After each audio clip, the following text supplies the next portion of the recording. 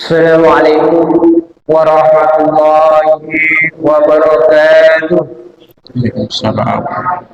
Alhamdulillah, alhamdulillahirabbil alamin, wassalatu wassalamu ala asrofil anbiya'i wal mursalin sayyidina wa maulana Muhammadin wa ala alihi wa sahbihi ajma'in. Amma ba'du.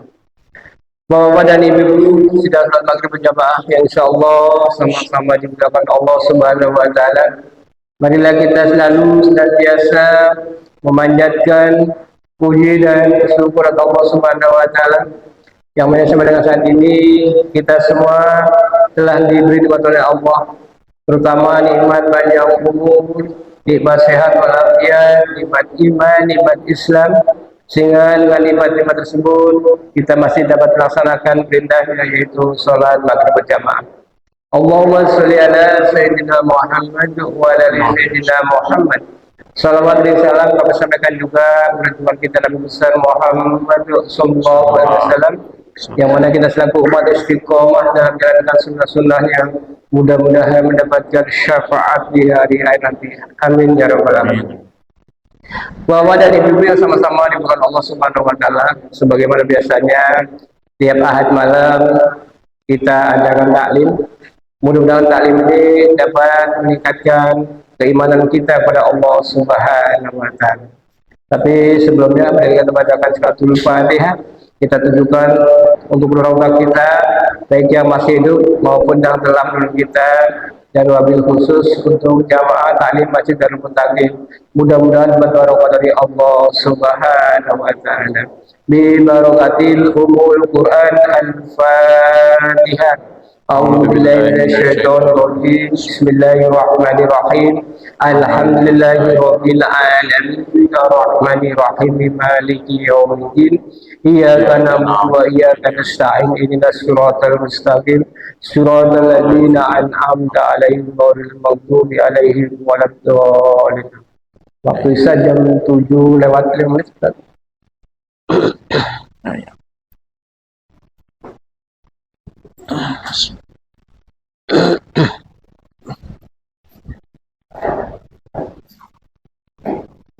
Bismillahirrahmanirrahim. Assalamualaikum warahmatullahi wabarakatuh. Waalaikumsalam warahmatullahi wabarakatuh. Alhamdulillahirabbil alamin. Allahumma shalli wa sallim ala sayyidina Muhammadin wa ala alihi wa sahbihi ajma'in, amma ba'du. Para jamaah yang Allah muliakan, insyaallah malam hari ini kita semua dalam naungan rahmat dan ridhonya Allah Subhanahu wa taala. Kita semua berada di rumah Allah yang paling mulia. Jangan lupa sertakan saat duduk kita kali ini dengan niat i'tikaf, supaya setiap detik yang kita lalui di masjid ini semuanya berbuah pahala. Niatnya mudah-mudahan tidak lupa, nawaitu an a'takifa fi hadzal masjidi lillahi ta'ala, atau saya niat i'tikaf karena Allah. Baik, jamaah rahimakumullah, mempersingkat waktu, kita ingin coba membahas tentang unit-unit ibadah. Sebagaimana tujuan kita semua diciptakan oleh Allah Subhanahu wa taala ini adalah untuk menghamba kepada Allah. Jadi kita tidak Allah ciptakan untuk menjadi orang yang sukses, tidak Allah ciptakan untuk menjadi orang yang lebih hebat daripada tetangga kita, tidak diciptakan oleh Allah Subhanahu wa taala kita untuk membanggakan orang-orang di sekeliling kita. Tujuan utama penciptaan kita oleh Allah Subhanahu wa taala adalah supaya kita menghamba kepada Allah, supaya kita menjadi hamba Allah yang senantiasa tunduk dan patuh atas semua perintah Allah dan senantiasa berlari menjauhi semua larangan Allah. Sebagaimana Allah firmankan, wa ma khalaqtul jinna wal insa illa liya'budun. Nah jamaah sekalian, Allah berfirman, tidaklah kami ciptakan manusia dan jin itu melainkan untuk menghamba beribadah kepada Allah. Ada berapa jenis ibadah yang Allah perintahkan kepada kita? Kurang lebih ada 4 jenis ibadah yang Allah perintahkan. Yang pertama adalah ibadah badan. Ibadah badan itu ruku, sujud, kemudian ada tawaf, kemudian ada sa'i, kemudian ada jumroh, kemudian ada juga ibadah-ibadah lainnya yang berhubungan dengan anggota badan seperti puasa dan lain sebagainya. Lalu yang kedua ada juga ibadah lisan. Apa itu ibadah lisan? Contoh seperti subhanallah, walhamdulillah, wala ilaha illallah, wallahu akbar. Atau seperti tadi dipimpin oleh imam, afdhalul dzikri fa'lam annahu la ilaha illallah. Kemudian tilawatul Quran, membaca Al-Quran dan membaca sholawat. Itu yang kedua, ibadah lisan. Yang ketiga ada ibadah namanya ibadah mal atau ibadah harta. Yang termasuk ibadah harta seperti infak, zakat, wakaf, sodakoh, ada hibah, ada hadiah, dan lain sebagainya. Itu ibadah yang berkaitan dengan mal atau harta. Dan yang terakhir, ibadah adalah ibadah qalbu, ibadah yang berkaitan dengan hati. Contohnya apa? Satu, iman. Kemudian yang kedua, bertakwa. Yang ketiga, bersabar. Yang keempat, bersyukur. Yang kelima, qanaah. Yang keenam, tawadu. Itu semua adalah giliran atau bagiannya hati. Jadi ibadah yang Allah perintahkan kepada kita ada 4 aspek. Satu, tadi ada ibadah badan. Yang kedua ada ibadah lisan, yang ketiga ada ibadah harta, yang keempat ada ibadah hati. Dari keempat jenis ibadah ini, ibadah mana yang paling mulia di hadapan Allah? Semua itu ada derajatnya.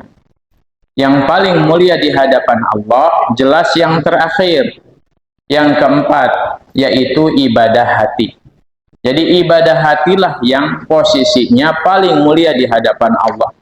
Itulah kenapa di materi bulan lalu kita membahas 2 bulan yang lalu kita membahas tentang satu ibadah hati yang menjadi kunci pintu surganya Allah, yaitu babur radin, yaitu pekerjaan hati yang namanya ridho. Ya, pekerjaan hati yaitu ridho kepada Allah. Nah, itulah kenapa pekerjaan hati adalah ibadah yang paling mulia dibanding 3 ibadah yang lain. Yang kedua alasannya karena Allah Subhanahu wa Ta'ala pun pernah bersabda pernah berfirman melalui lisan Rasulnya, inna fil jasadi mudghah. Allah berfirman, sesungguhnya di setiap badan manusia itu ada segumpal daging. Idza soluhat soluhal jasadu kulluh. Kalaulah daging itu, kalaulah darah itu baik, maka baiklah semua pekerjaan anggota badannya. Wa idza fasadat, dan kalau segumpal daging itu rusak, fasadal jasadu kulluh, maka akan rusak semua anggota badannya. Kata Rasulullah, ala wahiyal qalbu. Ingatlah, ketahuilah, segumpal daging itu adalah hati. Jadi dari semua amalan ibadah yang terangkum dalam diri kita yang 4 itu, yang terbaiknya adalah ibadah hati. Ibadah hati kita kepada Allah. Tetapi susunan derajat terbaik ini bukan untuk dikerjakan salah satu dan ditinggalkan yang lainnya. Yang terbaik menurut Allah itu kan ibadah hati. Ya wes, saya mau sabar aja, tapi nggak sholat. Nah, itu salah. Ibadahnya ibadah hati, tapi meninggalkan ibadah badan. Ya. Dan di setiap amalan ibadah yang 3 pun ada derajatnya.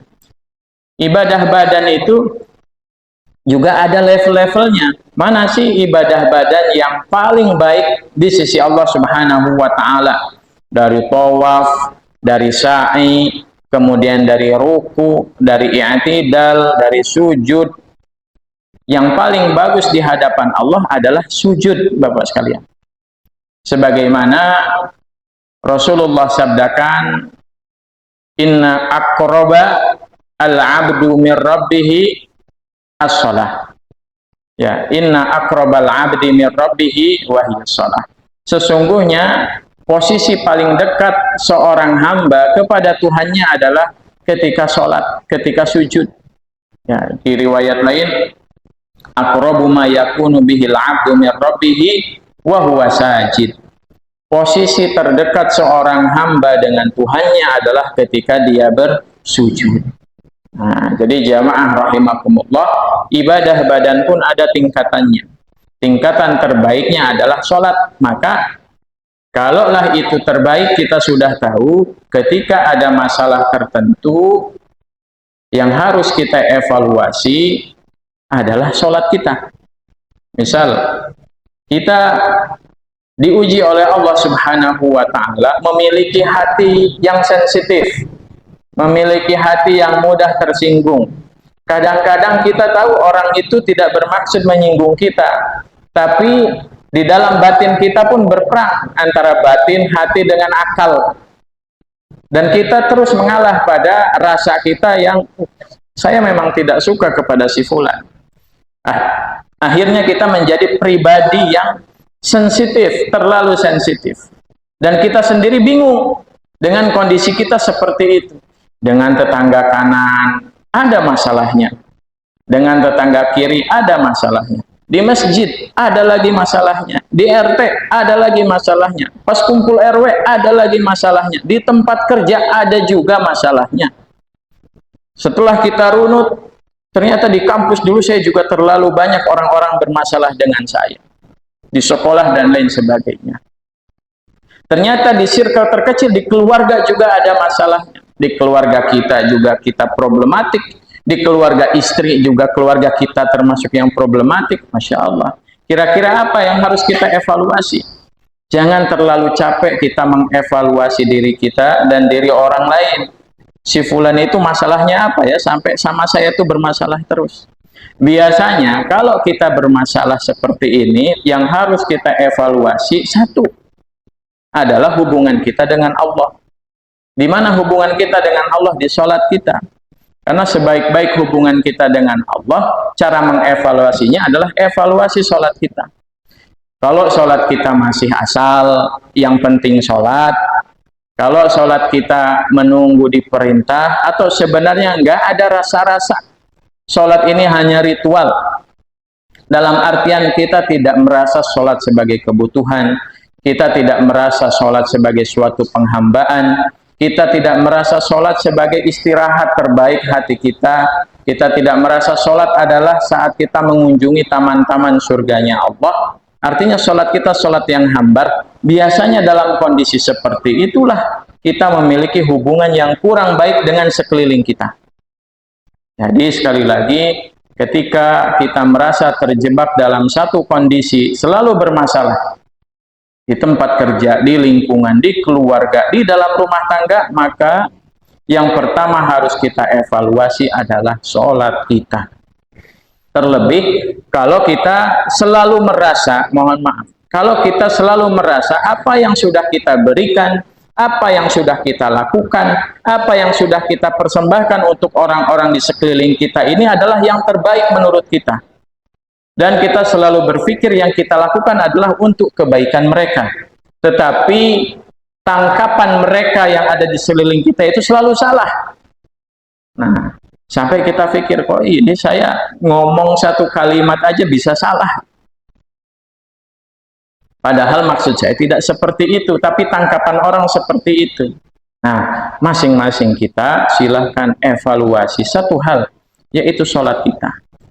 Jangan-jangan saat sholat itu Allah tidak sedang mencintai kita. Ya, jangan-jangan kita ini hanya terjebak pada ritual semata. Maka insya Allah mulai sekarang kita coba cek lagi sholat kita, nikmati lagi sholat kita. kita jadikan sholat adalah momen terbaik dalam 24 jam di sehari hidup kita. Sholat itulah waktu yang kita tunggu-tunggu. Setelah maghrib yang kita tunggu adalah isya. Ketika kita rasa di maghrib tadi ada kekurangan, agak sedikit meleng, tiba-tiba keingat dunia, maka kita azamkan di isya nanti kita ingin fokus khusus untuk mengingat Allah Subhanahu wa Ta'ala. Insya Allah tidak perlu kita tunggu waktu yang lama. Insya Allah hubungan kita dengan sesama manusia akan membaik dengan sendirinya. Itu ibadah badan. Yang kedua, ibadah lisan. Ibadah lisan juga sama, ada marotibnya, ada tingkatannya. Apa yang terbaik ibadah untuk lisan kita? Itu tadi yang dipimpin oleh imam kita, afdhalul dzikri fa'alam annahu la ilaha illallah. Jadi ibadah terbaik lisan kita adalah dengan mengucapkan la ilaha illallah. Silahkan semua zikir kita baca. Di saat sendiri kita beristighfar semampu kita. Mudah-mudahan bisa 100 kali atau paling enggak 70 kali dalam sehari. Tetapi jangan sampai lupa, zikir yang terbaik adalah la ilaha illallah.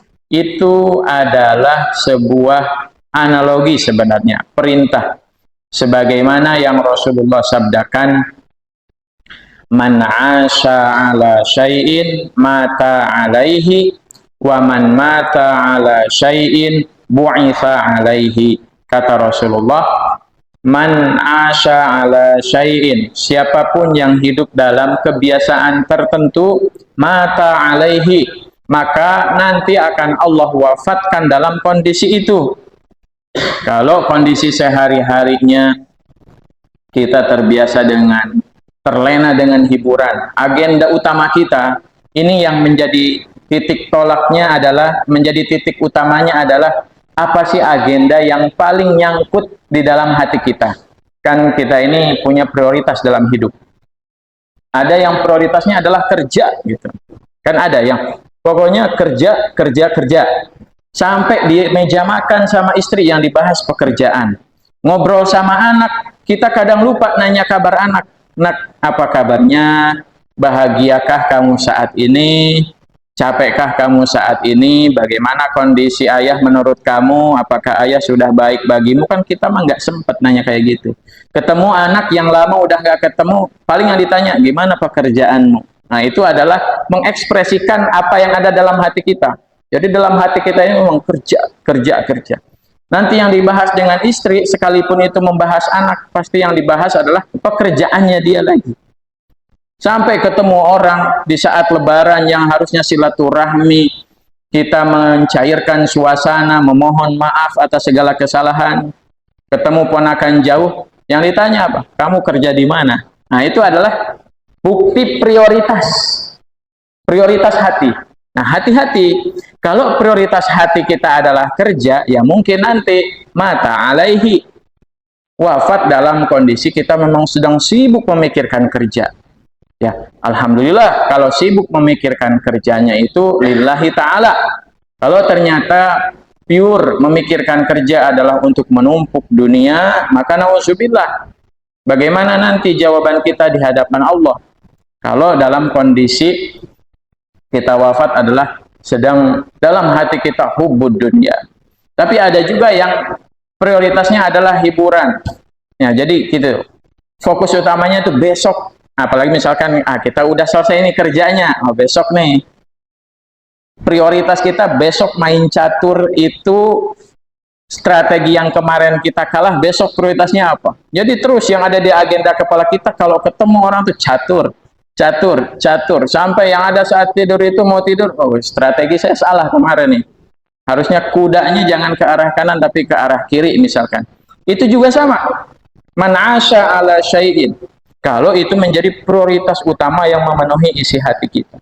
Nah, coba kita ganti sebagaimana yang Rasulullah katakan afdhalul dzikri fa'alam annahu la ilaha illallah. Sekarang yang menjadi prioritas hati kita adalah la ilaha illallah. Jadi Wah, kemarin saya baca berapa la ilaha illallah ya? Misalkan, oh kemarin saya pas dihitung itu dengan tasbih digital itu saya hanya bisa baca 200. Nah, besok berarti saya harus tingkatkan minimalnya 250. Besoknya lagi harus saya tingkatkan jadi 300. Sehingga yang menjadi fokus utama di dalam hati kita untuk agenda sehari-hari kita di luar agenda-agenda yang lainnya itu adalah seberapa banyak kita mengingat Allah dengan mengucapkan la ilaha illallah. Nah, itulah kemudian nanti yang kita harapkan mata alaihi, kita wafat dalam kondisi sibuk mikirin agenda membaca la ilaha illallah, kan nikmat gitu. Kita wafat dalam kondisi la ilaha illallah, kejar-kejaran. Jadi kejar-kejaran sama la ilaha illallah. Kebayangkan kalau fokus orang sakaratul maut, fokus yang ada di hadapannya adalah malakal maut dengan malaikatul adab. Kalau orang yang fokusnya zikir la ilaha illallah, yang ada di bayangannya adalah tunggu dulu, la ilaha illallah saya belum 1000. Jadi berbalapan dengan malaikat pencabut nyawa itu, tunggu dulu sebentar, saya pengen la ilaha illallahnya genap 1000. Itu kan wafat yang nikmat.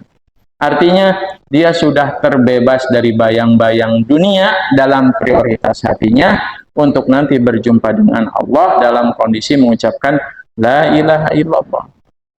Nah, itulah kenapa ibadah lisan yang terbaik adalah afdhalul dzikri fa'lam annahu la ilaha illallah. Nah, mari kita mulai kembali agendakan sehari-hari kita.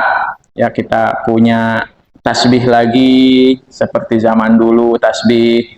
Kalau enggak sekarang sudah mulai digital, minta anaknya untuk beli di Shopee itu. Di Shopee ada tasbih digital yang bentuknya seperti cincin, enggak terlalu ribet. Pas ukurannya seperti cincin. Minta tuh, tolong dibeliin buat baca la ilaha illallah biar kita mulai banyak la ilaha illallahnya. Lalu yang terakhir adalah ibadah harta. Ibadah harta juga sama. Ada sifatnya hibah. Nah, biasanya ada sifatnya hadiah.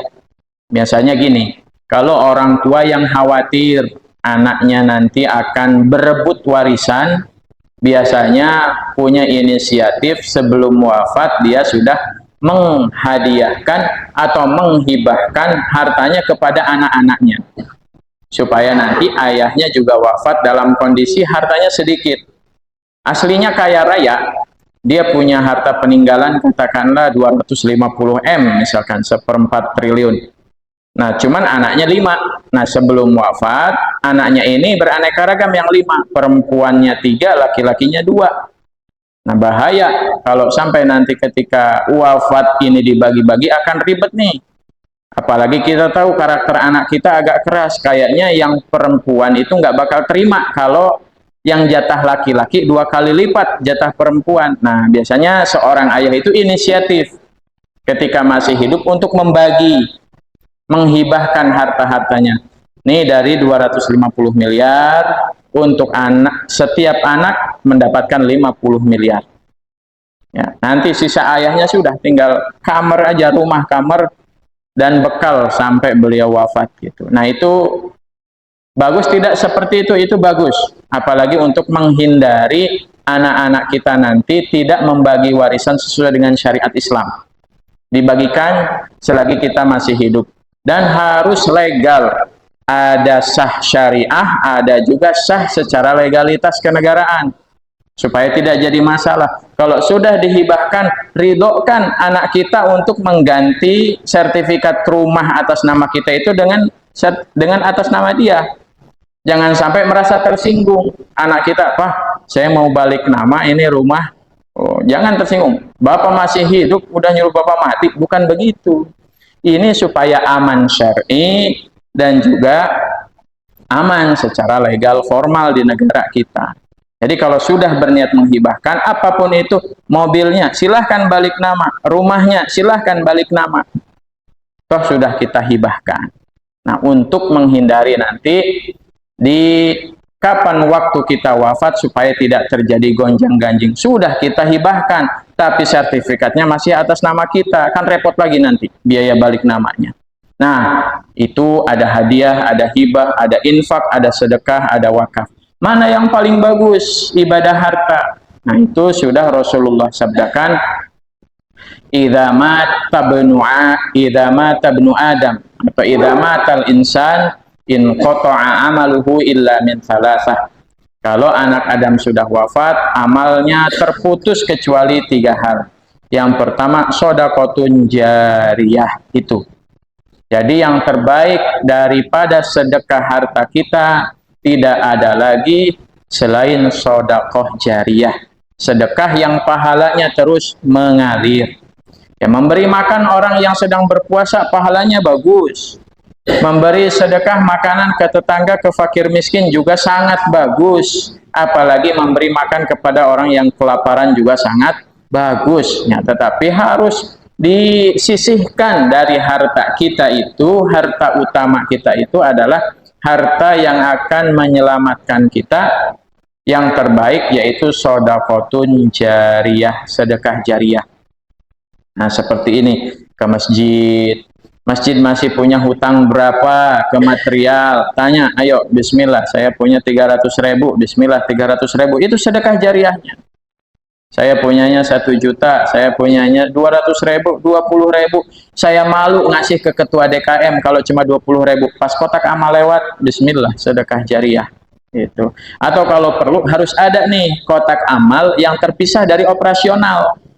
Nah, ini mungkin saran, harus ada kotak amal yang terpisah dari operasional. Maksudnya begini, ada kadang-kadang kita ini pengen sedekah jariyah, kalau di bawah 100.000 mah malu. Sedekah jariyah tuh kayak dengan sengaja gitu, Pak, ini sedekah jariyah 50.000 ada, dan itu wajar gitu, manusiawi. Nah, kita pengen sedekah jariyah ke kotak amal, tapi kan kalau kotak amal sifatnya muter. Ya, dan itu memang berlaku di mana-mana. Muter tuh untuk operasional kebersihan, untuk operasional nanti setiap ada acara dan lain sebagainya, sehingga itu tidak termasuk pada sedekah jariyah. Nah, nanti silahkan tuh ada 1 kotak khusus ini untuk terus-menerus pembangunan. Untuk orang-orang yang ya pengen ngasih recehan 20.000 tapi tetap pahalanya pahala jariyah gitu. Nah, karena itu adalah amalan terbaik dari harta kita.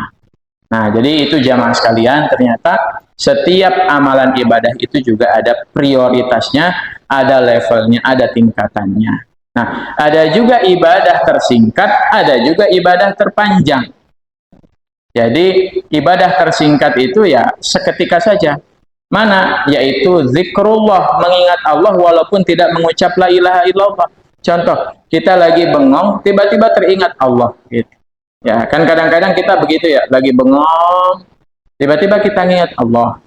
Jadi dalam otak kita tuh teringat, dalam hati kita tuh Allah. Gitu. Itu adalah ibadah tersingkat kita dan itu berpahala. Lagi bengong, lagi apa kok ingat Allah, itu adalah ibadah tersingkat, yaitu mengalirkan pahala. Walaupun kadang habis itu maksiat lagi. Ada juga orang kadang-kadang di tengah maksiat ingat sama Allah, kan ada ya. Lagi maksiat kita nih, Masya Allah, mohon maaf misalkan lagi bapak-bapak lagi sukses-suksesnya di kantor gitu ya, lagi usia 45, lagi dapat posisi manajer, lagi dapat posisi direksi misalkan, punya sekretaris yang cantik gitu ya, punya sekretaris cantik dibandingkan dengan istri kita di rumah misalkan ya, Masya Allah. Jadi ini bapak-bapak, saya harus sampaikan ini supaya untuk diambil pelajaran. Jadi memang perempuan itu dan laki-laki itu berbeda dari sisi umur, tapi kita sebagai laki-laki jangan egois. Perempuan itu cantiknya dulu 30, ya 30 ke bawah cantik, makanya bapak masih mengagumi kecantikannya. Nah, ketika masuk usia 40, umur kan kita sama-sama 40, laki-laki 40, perempuannya juga 40. Tapi bedanya, mohon maaf, kalau laki-laki 40 biasanya justru kehidupannya sedang matang-matangnya nih. Kalau di kantor posisinya sedang bagus-bagusnya. Tapi istri kita di rumah usia 40 lagi ngapanya, Pak? Lagi lelah-lelahnya. 40 itu anak usia 15 tahun kurang lebih. Jadi anak pertama kita sudah usia remaja yang lagi bikin pusing-pusingnya. Yang pusing siapa? Ibunya. Bapak makan enak ke kerja. Di rumah pusing, saya daripada ngelihat yang pusing mendingan ke kantor. Ke kantor udah hilang pusingnya. Pusing kita urusan kerja aja. Di kerja pun kita berjumpa dengan teman-teman kita. Nah, istri kita ini sudahlah pusing, mohon maaf. Akibat pekerjaan kita, dia sudah turun mesin 4 kali misalkan, karena sudah melahirkan 4 anak misalkan. Ya, otomatis apa? Kondisi tubuh kita masih begitu-begitu saja. Itulah laki-laki. Kondisi tubuh usia 45 masih fit dan prima saja. Tapi kondisi tubuh perempuan, mohon maaf, sudah mulai melemah. Apalagi dengan beban pikiran yang banyak di rumah, yang kalau laki-laki itu suka nyepelein, kamu ngapain aja sih di rumah? Padahal istri itu dengan segudang bebannya di rumah. Sehingga kadang-kadang di usia 45 itu, mohon maaf, sudah tidak semangat untuk berdandan lagi, sudah tidak semangat untuk membeli baju baru lagi. Kalau ini sih kadang-kadang masih pada semangat sih, tergantung ada duitnya atau enggak. Cuman prioritasnya sudah anak lah gitu. Prioritasnya sudah anak lah kayak gitu. Nah, sehingga ini cukup berbahaya Bapak-Bapak sekalian. Ketika di kantor, Bapak sedang tinggi-tingginya ini, ya, ketemu dengan banyak pilihan, sekretaris yang baru, karyawan yang baru, yang semuanya hormat ke Bapak. Kalau ada OB pun, OB-nya cantik, Bapak datang ke kantor, Pak, mau minum kopi apa mau minum teh, misalkan kayak gitu. Giliran Bapak pulang ke rumah, istri udah mumet, udah stres. Boro-boro ditawarin minum, yang ada manyun. Katanya pulang jam 5, ini jam 9 baru pulang, habis dari mana sih? Kan kayak gitu. Dianya meeting, katanya, lembur, katanya. Tapi nggak pernah bawa tuh uang lemburannya. Kan kayak gitu. Nah, jadi yang berbahaya itu apa? Yang berbahaya itu di fase ini. Di fase ini, laki-laki jangan egois. Ya, laki-laki jangan egois. Walaupun saya pernah nanya, ada nggak sih puber kedua ke psikolog ya? Saya nanya, Pak, ada nggak sih yang namanya puber kedua? Kalau bahasa Sundanya apa ya? Mindo itu apa namanya? Beger mindo katanya. Beger mindo, beger yang kedua kalinya gitu lah. Atau puber kedua. Ternyata sebenarnya nggak ada. Kata psikolog itu nggak ada yang kayak gitu tuh katanya. Itu tuh nggak ada. Cuman memang di usia seperti itu laki-laki sedang matang di karirnya, perempuan justru sedang berada di titik lelahnya mengurusi anak dan suami.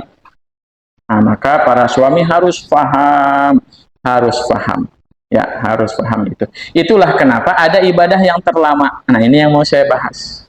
Tadi ibadah tersingkat adalah mengingat Allah, ibadah yang terlama adalah berumah tangga. Jadi ibadah yang paling lama adalah berumah tangga. Sebagaimana statusnya adalah ibadah, maka setiap waktunya itu berpahala, Bapak sekalian. Setiap waktunya itu berpahala. Bapak tidur berpahala, Bapak pergi ke kantor itu berpahala kalau Bapak terikat dengan pernikahan. Nah, ini tuh harus disampaikan kepada jomblo itu, atau yang belum nikah lagi misalkan, barangkali ada semangat nikah lagi supaya setiap detik kita beribadah. Maksudnya nikah lagi itu yang sudah istrinya nggak ada. Jangan ini yang masih ada pada semangat baik. Ya, atau bujang-bujang yang belum nikah atau gadis-gadis yang belum nikah. Ini kalau bujang, bengong, itu nggak dapat pahala. Ya, dosa nggak dapat namanya bengong ya. Pahala juga nggak dapat. Tapi kalau kita sudah berumah tangga, bengong, berpahala, Pak. Karena kita sedang terikat dengan yang namanya ibadah terpanjang, yaitu pernikahan. Nah, itulah kenapa nanti Allah Subhanahu wa Ta'ala itu mengatakan orang yang menikah itu sudah menyempurnakan separuh dari imannya. Sementara orang yang belum menikah, imannya baru separuh saja. Jadi bapak-bapak dan ibu-ibu yang hadir sekarang ini adalah iman yang paling sempurna karena sudah melengkapinya dengan pernikahan. Nah, tapi jangan terlalu percaya diri. Ah, saya mah ngomel ke istri berpahala, marahin istri berpahala, ngambekin anak berpahala, nggak begitu konsepnya. Jadi dalam rumah tangga itu ada yang namanya baiti jannati, ya, atau bahasa Tambunnya itu home sweet home, gitu. Rumah surga. Nah, rumah surga itulah yang akan setiap saatnya mengalirkan pahala. Tapi kalau rumah itu tidak menjadi surga, untuk orang yang berumah tangga, hati-hati. Jangan-jangan setiap waktunya rumah kita didatangi malaikat-malaikat yang melaknat kita. Contoh, suami yang tidak ridho kepada istrinya, sakit hati kepada istrinya, ya karena kesalahan istrinya, istrinya tidak sempat meminta maaf sampai dia ketiduran, maka semenjak dia tidur sampai besok paginya itu, sampai suami mereda rasa tidak ridhonya, akan terus dilaknat oleh malaikat. Nah, jadi kan artinya ini berpacu nih antara setiap detik pahala yang turun sama jutaan malaikat yang melaknat. Begitu juga sama suami. Kalau suami yang bermaksiat menzolimi keluarganya, maka di setiap detik, setiap saatnya akan terus malaikat melaknatnya. Ya, jadi jangan karena yang penting mah sudah nikah, sehingga kita tidak introspeksi diri dan tidak ada yang berubah, itu berbahaya. Ya, sebagaimana sholat kan juga ada fawailul lil musallin, kan aneh. Harusnya sholat itu kan mendapatkan pahala, mendapatkan surga. Kok di ayat ini fawailul lil musallin, orang yang sholat malah masuk neraka wail. Jadi wail itu adalah salah satu neraka yang Allah siapkan untuk hamba-hambanya. Untuk siapa? Fawailul lil musallin. Ya, sebagaimana orang sholat pun akan Allah masukkan ke neraka. Kalau apa? Alladzina hum an sholatihim sahun. Orang yang lagi sholatnya malah lupa. Orang yang lagi sholatnya malah mikirin dunia. Orang yang lagi sholatnya malah lalai. Orang yang hanya sholat hanya karena ritual semata. Sahun. Jadi sholat dan nggak sholat itu sama. Ya, cuman kalau nggak sholat masuknya itu ke neraka yang paling dalam. Kalau sholat dia masuknya ke neraka wail gitu. Kalau sholat dia adalah sholatnya lupa. Lupa itu bukan berarti lupa nggak sholat. Tapi ketika sholat dia dengan sengaja meninggalkan Allah Subhanahu wa Ta'ala. Nah, sebagaimana sholat pun akan beresiko masuk neraka, maka dalam rumah tangga pun meskipun ibadahnya terlama, itu juga berpotensi menjerumuskan kita ke dalam neraka. Nah, jamaah rahimakumullah, itulah kenapa saya pernah meneliti di Al-Quran itu, rumah, dari bahasa Arab Al-Quran rumah itu ada dua. Yang pertama ada baitun, yang kedua ada maskanun. Ya, jadi baitun itu artinya rumah, maskanun juga sama artinya rumah. Nah, cuman baitun dan maskanun ini diistilahkan untuk rumah bagi orang yang sudah berkeluarga. Cuma uniknya ketika membahas tentang baitun, itu ayatnya ayat tentang laba-laba. Allah berfirman, wa inna auhanal buyuti labaitul ankabut. Sesungguhnya serapuh-rapuhnya rumah adalah rumahnya laba-laba. Saya mikir, lah kok rumah paling rapuh rumah laba-laba? Bukannya rumah laba-laba itu yang paling kokoh di versi laba-labanya? Karena laba-laba itu dalam membangun rumahnya, Masya Allah, sangat presisi.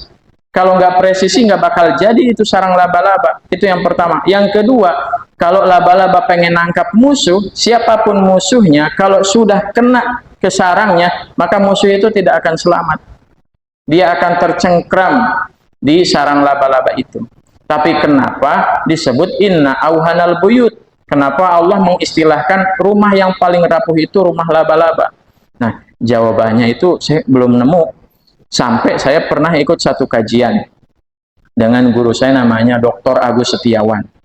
Beliau yang bertanya kepada ilmuwan, ternyata rumah laba-laba itu kenapa disebut rumah rapuh? Ya, saintis mengatakan laba-laba itu sarangnya itu dirangkai oleh laba-laba jantan. Jadi laba-laba jantan itu merangkai itu sarang laba-labanya seindah mungkin. Setelah jadi itu sarang laba-laba yang indah, maka si jantan ini akan mengundang betina. Kemudian mereka kawin, dan apa yang terjadi setelah kawin? Si jantannya ini akan habis dimakanin sama si betina. Jadi sarang laba-laba yang dia bikin itu justru menjadi kuburan dia. Setelah itu nanti baru si betina itu di situ akan hamil sampai melahirkan dan lain sebagainya. Intinya sarang laba-laba itu hanya dipakai, mohon maaf, untuk kawin. Kawin dalam artian itu beranak pinak, hanya untuk kawin saja. Nah, lalu yang kedua ada bahasa Arab rumah itu maskan. Ya. Nah, maskan ini ayatnya sama tentang binatang, tapi binatangnya tentang semut. Jadi ayatnya itu Allah firmankan di dalam surat An-Naml. Ya, qalatin namlah ya ayyuhan namlu dukhulu masakinakum la yahtimannakum Sulaiman wa junuduhu wa hum la yash'urun. Ayatnya itu berbunyi seperti itu. Yaitu ini semut, jadi para rombongan semut itu lagi jalan-jalan. Ada rombongan Nabi Sulaiman. Nah, semut ini berkata, ya ayyuhan namlu, hei para semut, udkhulu masakinakum, masuklah kalian ke maskan-maskan kalian, ke rumah-rumah kalian. La yahtimannakum Sulaiman, jangan sampai nanti Sulaiman datang menginjak kalian. Wahum la yash'urun, sedangkan Nabi Sulaiman tidak sadar.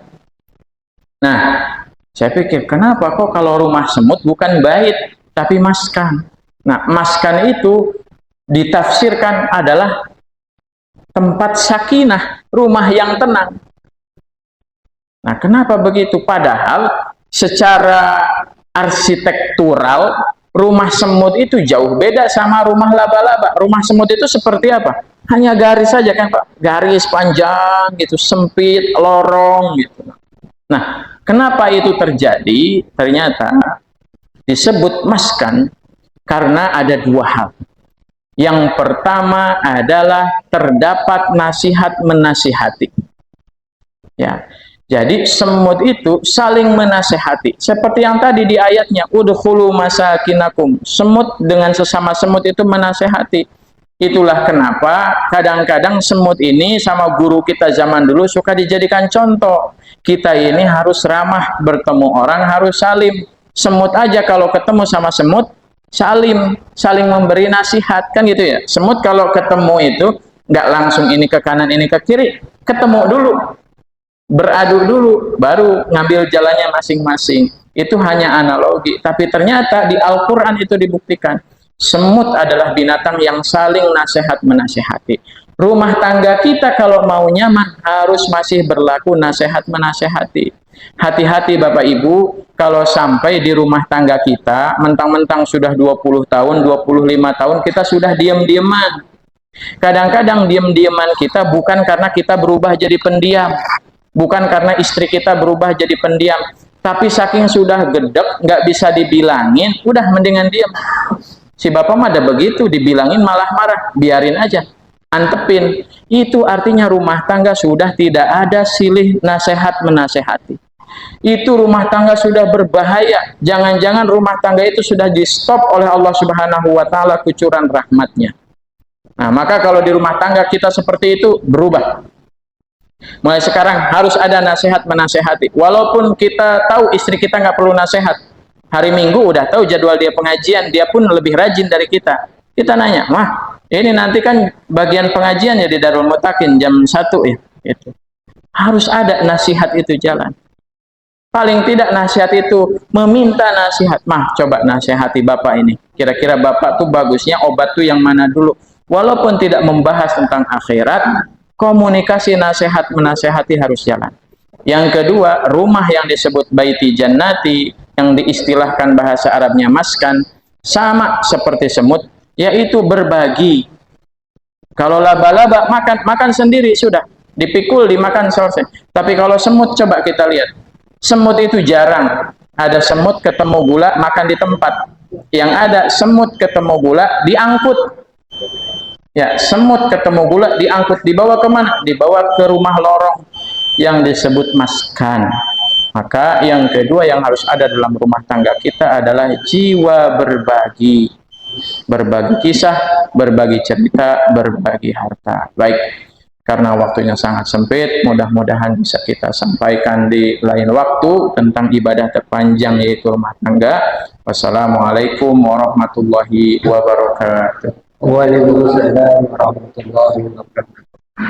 Demikian tadi Bapak Ibu sekalian mudah-mudahan apa-apa yang telah disampaikan Pak Ustadz ada manfaatnya dan untuk pembelajaran kita semua.